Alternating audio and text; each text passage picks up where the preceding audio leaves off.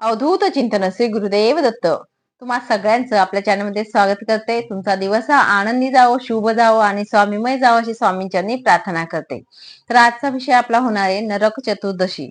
तर दिवाळी येत आहे, आपली सगळीच तयारी चालू आहे. सगळ्यांकडे तयारी चालू असेल आणि सेवा देखील आपल्या चालू झालेल्या आहेत. लक्ष्मी मातेला आकर्षित करण्यासाठी किंवा लक्ष्मी मातेला आपल्या घरात आणण्यासाठी आणि अलक्ष्मी बाहेर काढण्यासाठी आपल्या बऱ्याचशा सेवा चालू झालेल्या आहेत. आणि तसंच तुम्हाला सांगेल की नरक चतुर्दशी त्या दिवशी आपल्याला काय करावं लागतं. नरक चतुर्दशीच्या दिवशी आपल्याला छोटीशी अशी पूजा आपल्या घरात करायची आहे आणि आवर्जून सगळ्यांना सांगेल की आपल्या घरात ही पूजा व्हायलाच पाहिजे. अगदी छोटी पूजा आहे आणि तिला खूप महत्व मानलं जातं.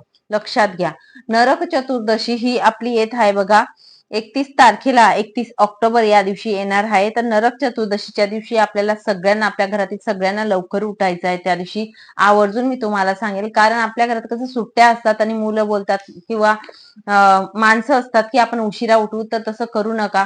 नरक चतुर्थीच्या दिवशी जो कोणी म्हणजे लवकर उठत असतो तो भाग्यवान ठरत असतो आणि जो उशिरा उठतो तो नरकात जातो, अशी म्हणजे प्रथा मानली जाते किंवा असं सांगण्यात येतं. त्यामुळे तुम्हाला सांगेल की लवकर उठायचा प्रयत्न करा. उठल्यानंतर तुम्हाला अभ्यंग स्नान करायचंय.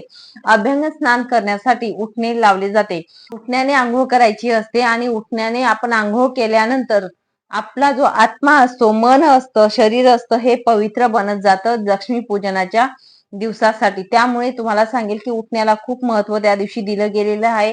छोटीशी कथा आहे, ती मी लास्टला तुम्हाला सांगेलच की उठण्याला का महत्व दिलं गेलेलं आहे. कारण बाळकृष्णाने स्वतःही सांगितलेली आहे उठण्याची महिमा काय असते ती. तर नरक चतुर्दशी जी आपण करत असतो तो म्हणजे जीवनातील किंवा जगातील, आपल्या जगामधील पहिला स्त्री मुक्ती दिवस जो असतो तर तो नरक चतुर्थी म्हणून ओळखला जातो, असं जरी म्हटलं तरी चालेल. कारण त्या दिवशी बाळकृष्णाने नरकासुराच्या तावडीतून 16,000 महिलांचा सुटका केली होती. त्यांना जी बंदी केली होती त्यानुसार, आणि त्या महिलांना त्यांच्या घरी परत आणले, ते मान सन्मान दिला गेला होता.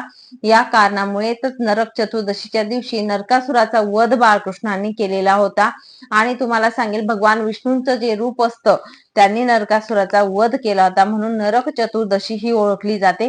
आणि त्या दिवशी बाळकृष्णांची आपल्याला पूजा करायची असते. बाळकृष्णांची पूजा करत असताना श्रीकृष्णाची मूर्ती जी देवघरात असते, श्रीकृष्णांच्या मूर्तीला आपल्याला अभिषेक करायचा आहे.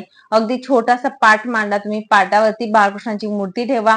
अभिषेक वगैरे करत असताना ओम नमो भगवते वासुदेवाय नमः हा मंत्र म्हणा किंवा पंचामृताने तुम्ही आंघोळ केली तरी देखील चालेल. आणि बाळकृष्णांची मूर्ती जी असते ती आपण पाटावर ठेवायची. बाळकृष्णांना नवा ड्रेस आपण परिधान करायचा आहे. छोटीशी मूर्ती असेल त्याला बघा, तुम्हाला नक्कीच मिळतात बाजारात, खूप प्रकारचे ड्रेस असतात. तर नक्कीच त्या दिवशी बाळकृष्णांसाठी नवा ड्रेस तुम्ही घेऊन या आणि बाळकृष्णांना परिधान करा. नंतर त्यांची यथाशक्ती पूजा करायची, पंचोपचार पूजा करा, आरती, धूप, दीप दाखवायचा आहे बाळकृष्णांच्या मूर्तीला. त्यानंतर तुम्हाला नैवेद्य ठेवायचा आहे. नैवेद्य आपण गोडाचा कुठलाही ठेवू शकतो, तुम्हाला शक्य होईल त्या नैवेद्य तुम्ही ठेवू शकतात. मात्र तुळशीपत्र व्हायला विसरू नका, असं मी तुम्हाला सांगेल. तर त्या दिवशी तुम्हाला सकाळी नरक चतुर्दशीच्या दिवशी 31 तारखेला कुठल्या सेवा करायच्या आहेत, ह्या सेवा आवर्जून आपल्या घरात व्हायला पाहिजे, जेणेकरून आपल्या घरातील नकारात्मकता जी असते ती बाहेर जायला मदत होत असते. तर सगळ्यात आधी मी तुम्हाला सांगेल, त्या दिवशी तुम्हाला गीतेचा 15वा अध्याय जो आहे तो पठण करायचा आहे. अगदी काही 2 मिनिटात लागतात फक्त पठण करायला, आपल्या नित्यसेवेच्या ग्रंथामध्ये आहे. त्यामुळे तुम्ही नक्कीच हा अध्याय पठण करा.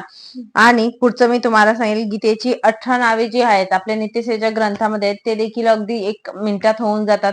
तर गीतेची 18 नावे आपण पठण करणं म्हणजेच काय, आपली भगवत गीता जी असते त्या पठण केल्याचं पुण्य प्राप्ती आपल्याला मिळत असते. म्हणून आपल्याला गीतेची 18 नावे त्या दिवशी म्हणायची आहेत आणि आपल्या नित्यसेवेच्या ग्रंथात तुम्हाला मिळून जातील. पुढचं मी तुम्हाला सांगेल, एक वेळा लक्ष्मी नृसिंह स्तोत्र वाचावे.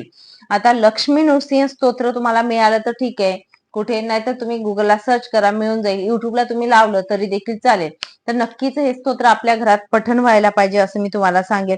आणि व्यंकटेश स्तोत्र जे आहे ते नित्यसेवेच्या ग्रंथामध्ये आहे, हे तुम्हाला वाचन करायचंय. अगदी छोटीशी सेवा आहे, जास्त मोठी सेवा नाहीये.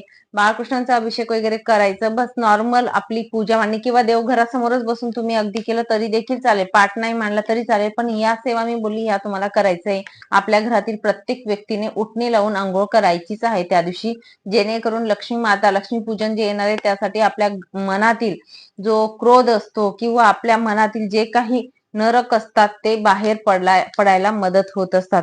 आपल्या शरीरामध्ये 3 प्रकारचे नरक असतात बघा.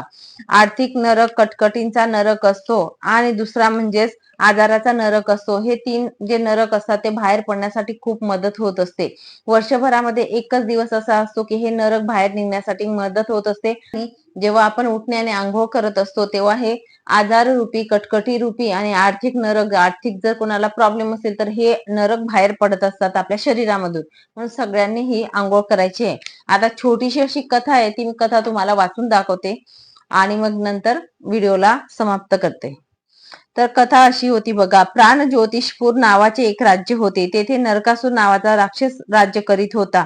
तो अत्यंत क्रूर होता. अनेक राजांना त्याने तुरुंगात डांबले होते. एवढेच नाही तर 16,000 राजकन्यांना, स्त्रियांनाही त्याने तुरुंगात टाकले होते. भगवान श्रीकृष्णांना हे समजल्यावर ते अत्यंत संतापले. त्यांनी नरकासुराचा नाश करण्याचे ठरवले. नरकासुराशी युद्ध करण्याची भगवान श्रीकृष्ण तयारी करू लागले. ही बातमी त्यांची पत्नी सत्यभामास समजली. ती श्रीकृष्णास आली व म्हणाली, त्या दृष्ट्याने स्त्रियांना त्रास दिला आहे ना, मग मी त्यांच्याशी युद्ध करून त्याला मारे. तुम्ही मला मदत करा. रथात बसून सत्यभामा नरकासुराचा नाश करायला निघाली. मदतीला श्रीकृष्ण होतेच. त्याच्याशी युद्ध करून आश्विन वद्य चतुर्दशीला तिने नरकासुराचा वध केला. बंदीशाळेतील स्त्रिया मुक्त झाल्या. त्या प्रित्यर्थ सगळीकडे आनंदोत्सव आणि दीपोत्सव साजरा केला गेला. नरक चतुर्थीला आपण उठणे लावून आंघोळ करतो. उठण्याचे काय महत्व आहे तर तुम्हाला सांगेल. श्रीकृष्णाने नरकासुराला 16,000 स्त्रियांची बंदिवासातून मुक्तता केली व राजधानीत घेऊन आले. राजधानीत त्या स्त्रिया परत आल्या तेव्हा सर्व लोक त्या स्त्रियांकडे क्रूरदृष्टीने बघू लागले. स्त्रियांच्या मनात आले, आमची काय चूक आहे. आता त्या स्त्रियांची काहीही चूक नव्हती अशीच त्यांना मनस्थिती निर्माण झाली. असे म्हणून त्या स्त्रियांनी आपल्या माना खाली घातल्यानंतर भगवान श्रीकृष्णांना ते समजले व त्यांनी या स्त्रियांना उटणे लावून स्नान करायला सांगितले व तुम्ही आतापर्यंत भोगलेल्या नरकाला उटण्याने लावून स्वच्छ करा असा आदेश केला. त्याप्रमाणे त्यांनी तसे केले. यानंतर श्रीकृष्णाने सर्वांसमोर त्या स्त्रियांना प्रतिष्ठा मिळवून दिली. ती म्हणजे मी तुम्हाला पत्नी स्वरूपात स्वीकार करतो असे म्हणताच त्या स्त्रियांच्या माना ज्या असतात त्या उंचावतात आणि वरती करतात. त्यानंतर सर्व स्त्रियांनी उठण्याने स्नान केले. त्यामुळे त्यांचे मन, आत्मा, शरीर हे पवित्र झाले. उठण्याच्या स्नानाने आपल्या मनावरील स्वच्छता वाढेल. शरीर जे असतं, मन जे असतं, आत्मा जो असतो तो तृप्त होत असतो आणि शुद्ध बनत असतो. आणि लक्ष्मीपूजन जेव्हा माता लक्ष्मीचं आपण स्वागत करत असतो आपल्या घरात, त्यासाठी आपलं शरीर असतं, मन असतं हे समर्थ असतं. त्यांच्या स्वागतासाठी तेवढं प्रफुल्लित असतं. म्हणून आपण सगळ्यांनी नरक चतुर्दशीच्या दिवशी उठण्याने आंघोळ नक्कीच करावी आणि त्याची महती देखील एवढी सांगितली गेलेली आहे अध्यात्मामध्ये. तर चला मग सांगितलेली माहिती जी आहे ती इथेच थांबवते. नंतर अजून भेटेल पुढच्या व्हिडिओमध्ये नवीन माहितीसोबत, नवीन विषयासोबत. श्री स्वामी समर्थ. अवधूत चिंतन. श्री गुरुदेव दत्त. माहिती आवडली असेल तर नक्कीच लाईक करा, शेअर करा आणि सबस्क्राईब करा, जेणेकरून येणारा प्रत्येक व्हिडिओ हा तुमच्यापर्यंत येईल. म्हणून सबस्क्राईब करायला विसरू नका. श्री स्वामी समर्थ.